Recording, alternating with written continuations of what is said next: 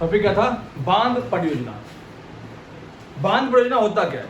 देखो, बांध परियोजना नदी के बहाव को कम करने के लिए और नदी के पानी को अलग अलग जगह पर पहुंचाने के लिए तथा उन्हीं नदी के पानी को यूज करके बिजली बनाने के लिए और उन्हीं पानी को नहरों के माध्यम से कई शहरों में भेजने के लिए बांध परियोजना का निर्माण किया जाता है। मान लो कि नदियां वो अच्छी होती है जो नदियां हाइट से गिरती है।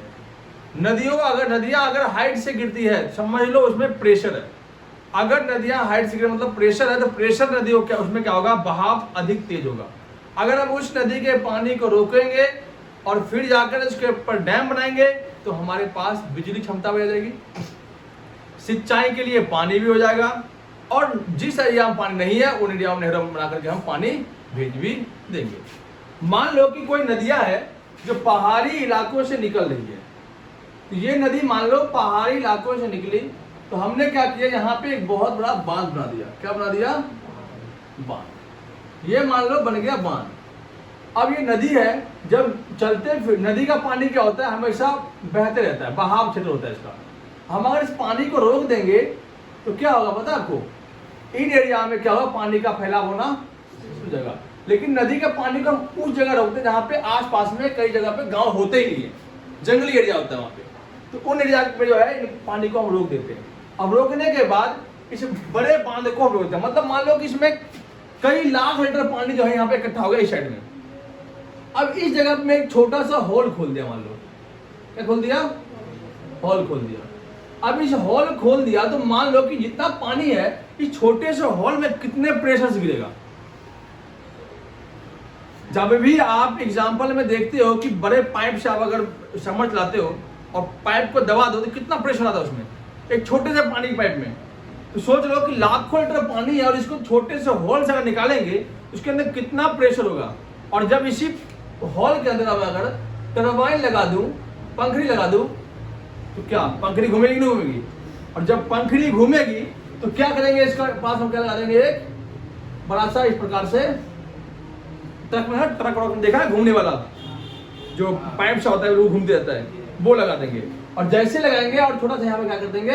एक बिजली घर बना देंगे और यहाँ रख देंगे डायनेमो, मतलब रख देंगे बिजली घर बना देंगे। यहाँ पे बड़े बड़े मशीन रख देंगे और बिजली घर बनाने के बाद क्या कर देंगे? यहाँ पे बिजली उत्पादन कर देंगे। बांध से क्या हुआ?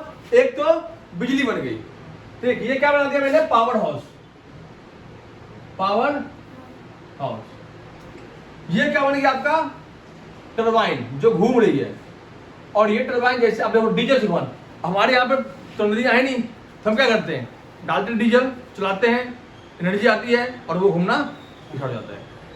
अगर और भी ये समझना है तो जो गांव के लोग होते हैं क्या करते हैं? साइकिल के पहिए में लगाता है डायनामो, फिक्स कर देता है और जब रात में चलते हैं ना वो तो टॉर्च से काम करता है उसमें।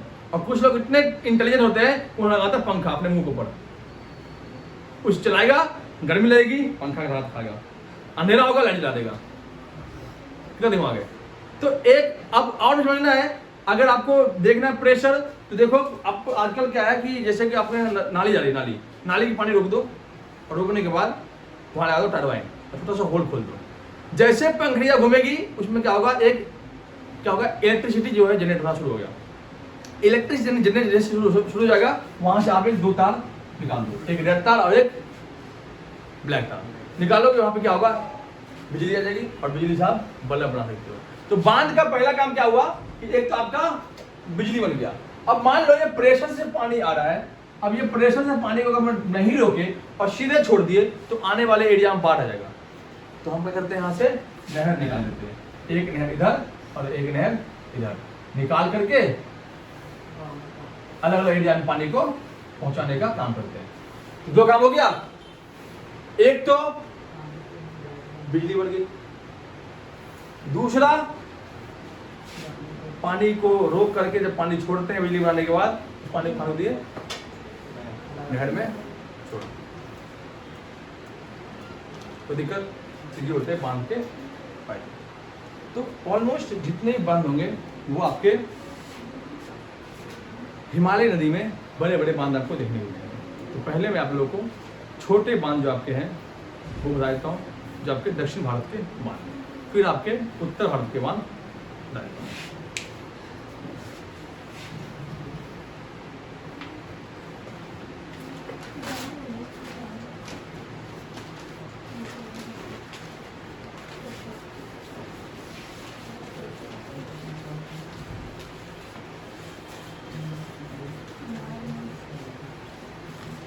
अब देखो ये क्या आपका है, प्रायद्वीपीय भारत। प्रायद्वीपीय भारत की नदियों को देखते हैं पहले। नदी बड़ी है यहां पे गोदावरी, और एक नदी है कृष्णा, एक नदी है पेरियार। नदी के नाम लिख लो, गोदावरी, कृष्णा,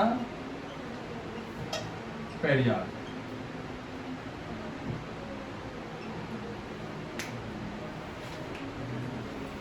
एक नदी है महाराष्ट्र के अंदर, कोयना। अब बताओ गोदावरी नदी पर प्रमुख बांध कौन कौन से हैं? जया काबरी और कौन सा बांध है? पोचमपाद बांध। लिखा नहीं आप लोगों ने? अब वो लिखा है तो बोलने में दिक्कत हो रही तुम लोगों को। पोचमपाद बांध। गोदावरी नदी पर दो बांध है, एक का नाम जयाकावरी बांध और एक का नाम पोचमपाद बांध। कृष्णा नदी पर एक बांध है, इसका नाम है नागा अर्जुन बांध। नागा अर्जुन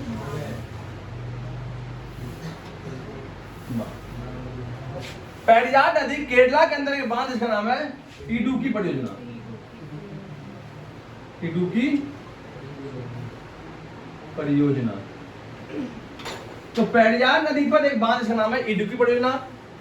कृष्णा नदी पर एक बांध, इसका नाम है नागा अर्जुन परियोजना। गोदावरी नदी पर बांध है जयाकावरी या पोचमपाद बांध।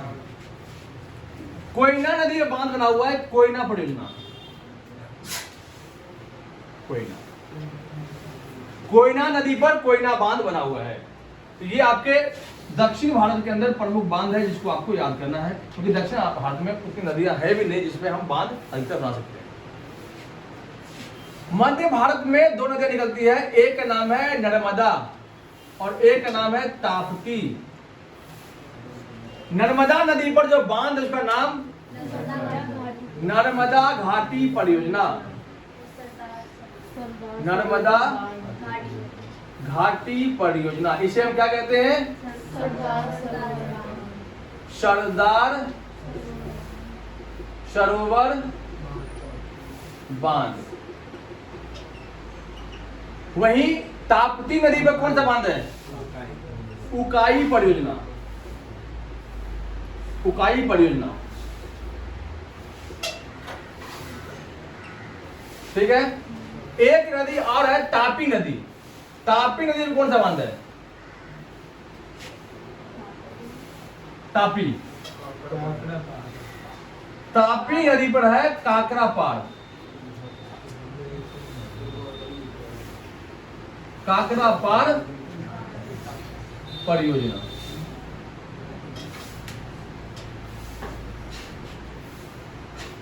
अब देखो गोदावरी नदी पर है जयाकावरी और पोचमपाद बांध। कृष्णा पर है नागा अर्जुन बांध। पेरियार नदी पर इडुक्की। कोयना नदी पर कोयना परियोजना। तापी नदी पर उकाई परियोजना। नर्मदा नदी पर नर्मदा घाटी या सरदार सरोवर बांध। सरदार सरोवर बांध के लिए बहुत बड़े पैमाने पर बहस चली थी, क्योंकि इस बांध की ऊंचाई बहुत अधिक होने के कारण क्या हुआ, गुजरात के आसपास एरिया में बाढ़ से आ गई थी, पेड़ पौधे सूखने लगे थे, पर्यावरण पर इफेक्ट हो गया, जनजाति एरिया में इफेक्ट पड़ गया था। इसीलिए 1970 के दशक में नर्मदा बचाओ आंदोलन शुरू हुआ था। इसके निर्माता थे सुंदरलाल बहुगुणा, बाबा आमटे, मेनका गांधी, शबाना आजमी जैसे प्रमुख नेता थे, जिन्होंने नर्मदा नदी के बांध को ऊंचाई को कम करने का प्रयास किया। ये आपके प्रमुख प्रायद्वीपीय नदियों के बांध थे। अब हम आते हैं अपने उत्तर भारत की नदियों के बांध को पढ़ते हैं। उनको दिक्कत?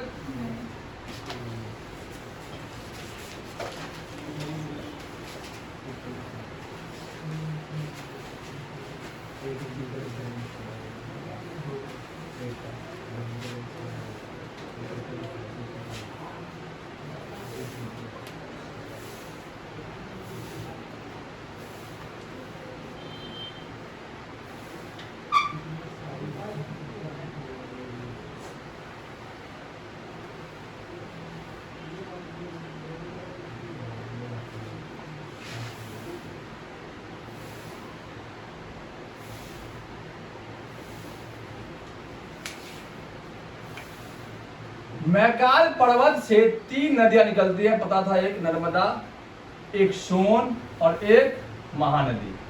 महानदी जो बांध बना हुआ है उसका नाम है हीराकुंड डैम। महानदी हीराकुंड डैम, हीराकुंड बांध।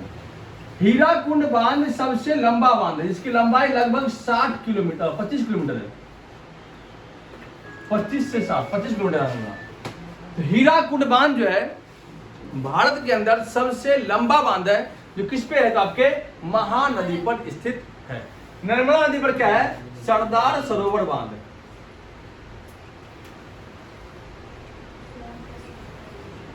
और सोन नदी पर क्या है, सोन परियोजना।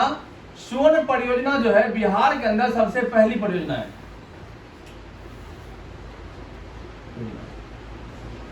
झारखंड के अंदर एक नदी है दामोदर घाटी नदी। दामोदर नदी, दामोदर नदी जो है भारत के अंदर सबसे पहला बांध है। इसे दामोदर घाटी परियोजना कहते हैं। नेहरू जी ने इनको बनाया था, दामोदर घाटी परियोजना। पश्चिम बंगाल में एक नदी है मयूराक्षी नदी, मयूराक्षी। इस नदी पर बना हुआ बांध है मयूराक्षी बांध, मयूराक्षी बांध। द्वार देखते हैं एक बार। अमरकंटक अर्थात मैकाल से 3 नदियां निकलती है, एक नाम सोन, एक का नाम महानदी, एक का नाम नर्मदा। नर्मदा पर क्या है, सरदार सरोवर बांध। महानदी पर है हीराकुंड बांध, और सोन नदी पर है सोन परियोजना, जो बिहार के पहली परियोजना है। और दामोदर नदी, जिसे बंगाल के का शोक कहते थे दामोदर नदी को, उसके ऊपर अमेरिका की नकल करके, टेम्स जो नदी वहां की थी उसके नकल करके दामोदर घाटी परियोजना को बनाया गया। तो भारत के अंदर सबसे पहला परियोजना, नदी घाटी परियोजना, दामोदर घाटी परियोजना, मयूराक्षी नदी पर मयूराक्षी बांध स्थित है। ये नदी आपका है चंबल। चंबल राजस्थान के अंदर बहने वाली नदी है, राजस्थान की सबसे बढ़िया नदी है ये। चंबल नदी पर कई सारे बांध हैं, जिनमें आपको याद रखना है गांधी सागर, जवाहर सागर और राणा प्रताप सागर। 1 2 3 बांध किस पे है, चंबल नदी पर, गांधी सागर, जवाहर सागर और राणा प्रताप सागर। ये चंबल नदी पर स्थित है। ये नदी है बेतवा नदी। बेतवा नदी पर है माता टीला परियोजना, माता टीला परियोजना। साफ साफ दिख रहा है आप लोगों को कि नहीं? माता टीला परियोजना बेतवा नदी पर है। चंबल नदी पर आपका है गांधी सागर, जवाहर सागर और राणा प्रताप सागर। इनमें कोई दिक्कत नहीं। जम्मू कश्मीर में चलते हैं तो एक नदी है झेलम। झेलम पे नदी है, बना हुआ बांध है सतलुज बांध। नदी एक है सतलुज, लेकिन बांध यहां पे है सतलुज। लेकिन सतलुज नदी पर सतलुज बांध नहीं है। सतलुज बांध कहां पे है, तो आपके झेलम पे है। सतलुज बांध कहां पे है, झेलम पे। एक बांध और है तुलबुल बांध। एक बांध और है उड़ी परियोजना, उड़ी परियोजना।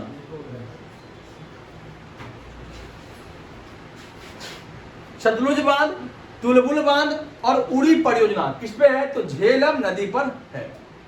अब आते हैं हम चिनाब नदी पर। जम्मू कश्मीर के अंदर सबसे फेमस नदी है चिनाब।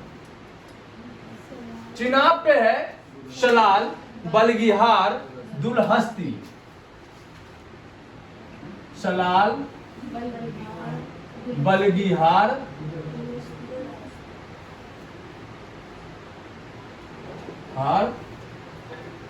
दुलहस्ती। झेलम नदी पर सतलुज परियोजना और तुलबुल परियोजना। चिनाब नदी पर सलाल, बलगिहार और दुलहस्ती। चिनाब नदी पर दुनिया का सबसे बड़ा आर्च ब्रिज बनाया जा रहा है। आर्च ब्रिज क्या होता है?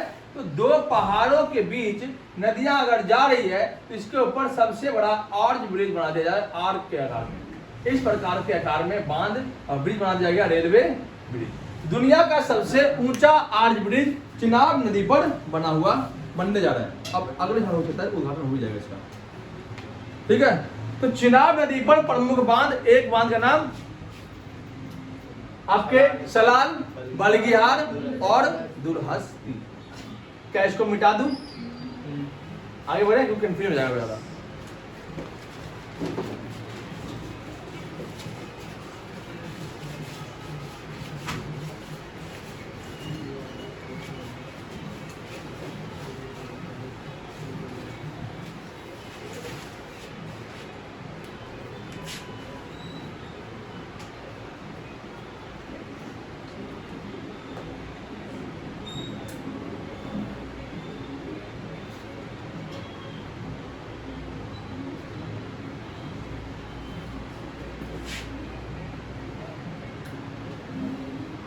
देखो, ये क्षेत्र आपका है पंजाब का और ये आपका है उत्तराखंड का।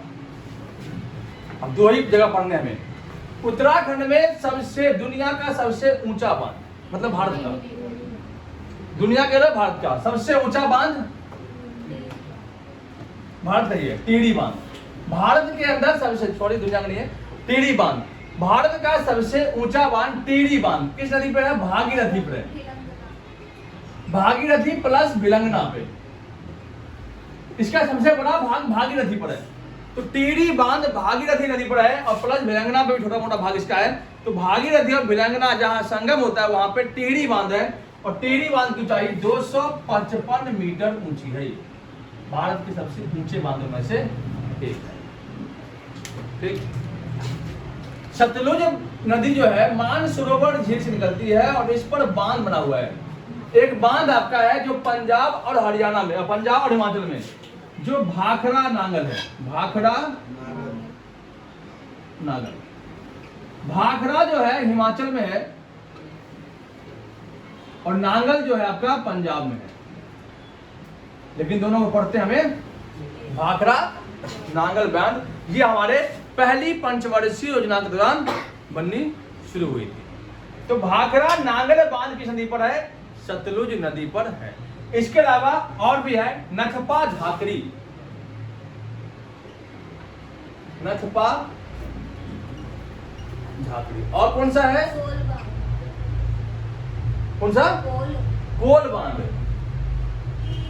कोल बांध, नथपा झाकड़ी, कोल बांध और भाखड़ा नांगल बांध। ये किस पे है? आपके सतलुज नदी पर स्थित है।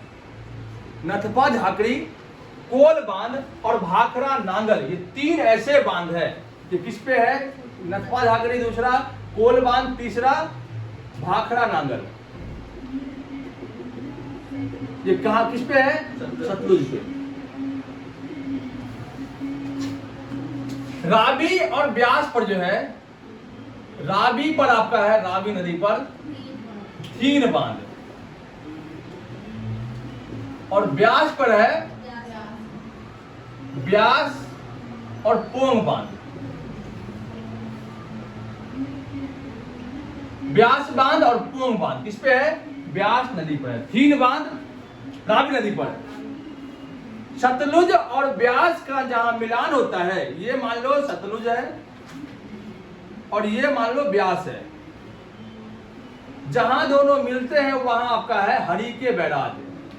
हरिके बैराज, ये बैराज होते क्या है? बैराज होते हैं नदियों पर जब बांध बना दिया जाए, छोटे बांध होते हैं और उस पर बड़े बड़े दरवाजे खोल दिए जाते हैं, ये होता है आपका बैराज। आप देखे होंगे कि एक बांध है आपका फरक्का बैराज, जो कि हुगली नदी पर है, उसका प्रेशर बहुत अधिक है, तो बैराज खोल रखा है, मतलब जिस बांध के अंदर फाटक बहुत हो, तो जब फाटक अधिक होगा तो क्या बिजली बनेगा? नहीं बनेगा, चारों तरफ से पानी निकलेंगे यहाँ पे। ये क्या आ गया आपका बैराज। तो हरिके बैराज किस पर है आपका? सतलुज प्लस ब्यास के संगम पर है। सतलुज नदी से एक नहर निकलती है जिसे कहते हैं इंदिरा गांधी नहर, और ये नहर किसको पानी देती है? तो राजस्थान को। इसी हरिके बैराज से निकलता है नहर, इंदिरा गांधी नहर, ठीक है। इसके बाद हम देखते हैं कि आपके भागीरथी पर एक बैराज जैसे कहते हैं फरक्का बैराज, फरक्का बैराज। तो ऑलमोस्ट ये आपके बांध के टॉपिक थे, जिसको आप एक से दो बार वीडियो देखेंगे तो आपको समझ में आ जाएगा।